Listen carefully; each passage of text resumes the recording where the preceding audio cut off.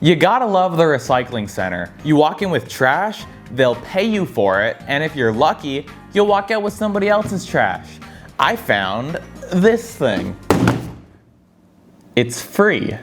So this appears to be an HP Compact 8000 Elite small form factor. The first thing I noticed about it though is this Core 2 quad sticker, which I think means it was made like 2005 to 2010 era, which is a bit old. However, it's a quad core, which maybe means it can still do some stuff. I gotta see if it turns on first.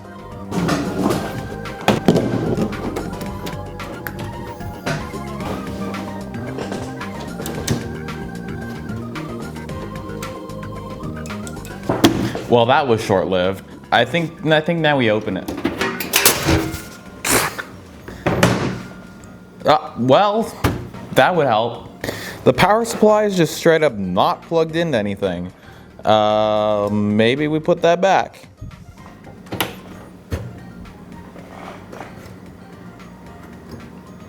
The fan's running.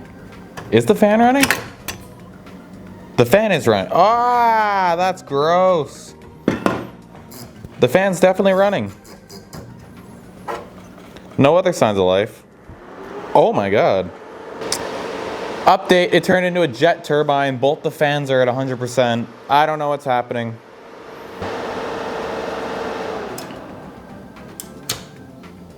Hey! HP Compact 8000 Elite small form. Memory testing. I think that's what's happening. Damn, this might be working. Other new information, there's no SATA cables. In fact, nothing SATA is plugged in here at all. There's no drive installed, which is smart on the side of whoever left it there, but kind of inconvenient for me. I don't understand why they just took the cables. Like, this isn't plugged in, even though it's still here. Where do you plug in a drive? There's no SATA power cables coming off the power supply. I mean, it's working though, that's pretty cool. So I found this connector labeled SATA Power 1. So that's gotta be where you plug the drive in. Although I definitely don't have the cable for that, but I might have an idea. This was a SATA power splitter cable. I cut one of them off, and I think we stick these in there, plug the drive in. Ranking our options here, we could find somewhere to solder that to instead. That's probably lawful good. Then we got true neutral here.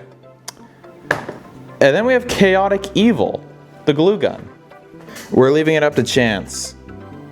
Well, that's boring. We were so close to gluing that thing in. Shame.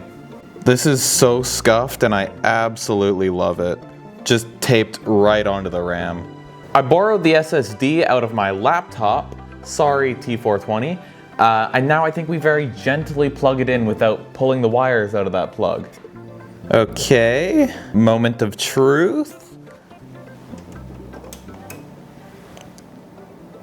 It didn't blow up yet. That's different. Wow. Network boot again. Yeah, it definitely doesn't know there's an operating system on that drive. Although that's probably UEFI and this definitely doesn't support that, so maybe we're not done yet. This is good though. I'm in the setup and it knows there's a drive plugged in, which means this mess is working. I just need an installer or something. USB device?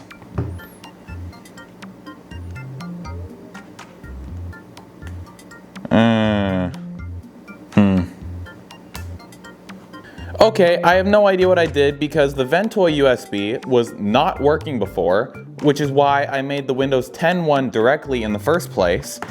But this loaded now, so Windows? Let's try Windows 10. Normal boot, do it. No, it did the thing again. Why? I wasn't recording, it just started working. I did nothing. Nothing changed. I don't know, it's doing stuff. I'm happy about it. Let's go. After I got it to boot the first time, the Windows installation actually went very smoothly and it is running now, so I think we gotta see what this thing can do. Now, Core 2 quad system, probably not that interesting, so I might wanna spice it up, but let's see what it can do without a graphics card first. Web browsing was totally fine, pages loaded quickly, and not much to complain about here. Web apps like Google Docs were also no problem for this computer.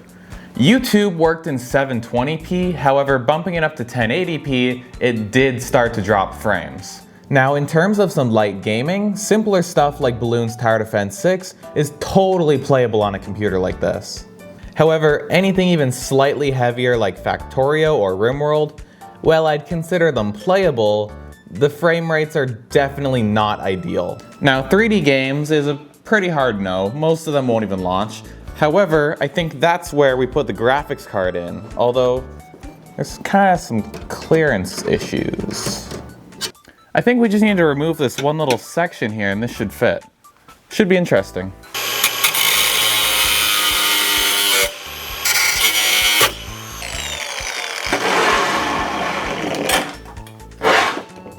Problem solved. Okay, I ended up using this 1050 Ti instead just because I wanted to be able to record it properly. It's working good though. With the graphics card now installed, the 2D games that were playable before now run absolutely perfectly, pretty much locked up in the 60 FPS range. Older 3D games like GTA 5 are also totally playable now.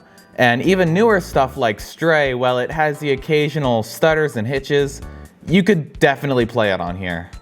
BeamNG Drive really surprised me because I thought it'd be terrible with only 4 gigs of RAM. However, I would definitely see myself playing this on this computer for hours and enjoying it. It actually runs pretty good. It's pretty amazing how many great gaming experiences you can have on not a lot of computer these days. I think these 1050 Ti's go for like 50 bucks and you throw that in a free computer. Profit.